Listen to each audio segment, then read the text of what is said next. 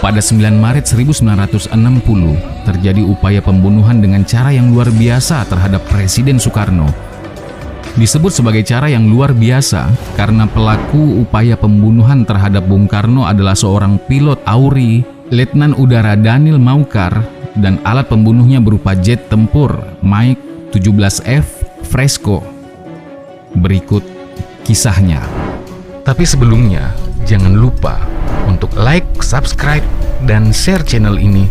Juga aktifkan notifikasinya agar teman-teman bisa mendapatkan info mengenai video lainnya. Maucar yang terbang secara terencana pada siang hari pukul 12:10 waktu Indonesia Barat menembaki salah satu bagian Istana Merdeka yang biasa digunakan oleh Bung Karno untuk makan siang. Berondongan tembakan menyasar ke Istana Merdeka dilakukan hingga 2 kali dan menyebabkan kerusakan yang serius. Bung Karno yang sedang rapat di ruangan lainnya bersama Dewan Nasional yang juga dihadiri oleh KSAU Marsekal Suryadi Suryadama luput dari serangan dan dalam kondisi selamat. Usai menyerang Istana Merdeka, Daniel mengarahkan pesawatnya menuju lokasi kilang minyak di Tanjung Priok dan kembali melepaskan tembakan menggunakan Cannon kaliber 23 mm. Tapi kilang-kilang minyak yang disasar luput sehingga ledakan hebat yang timbul dari kilang-kilang minyak yang terhantam peluru Cannon tidak terjadi.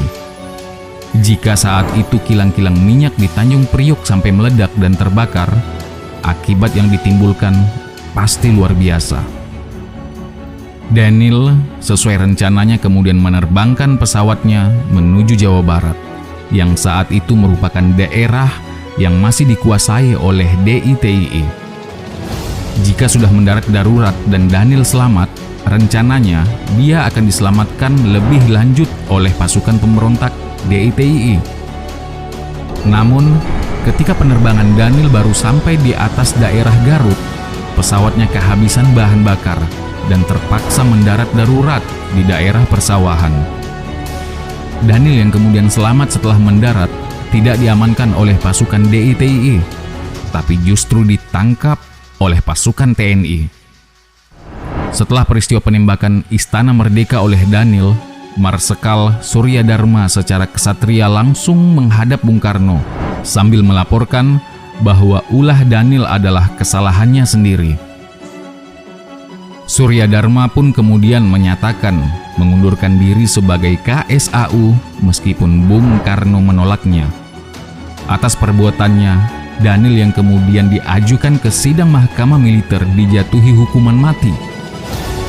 Tapi berkat pembelaan dan perjuangan oleh Suryadharma secara gigih bahwa dalam militer kesalahan anak buah harus ditanggung oleh komandannya.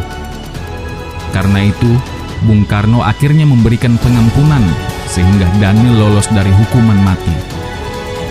Meskipun Daniel mendapat hukuman penjara, ketika Presiden Soeharto berkuasa pada 1968,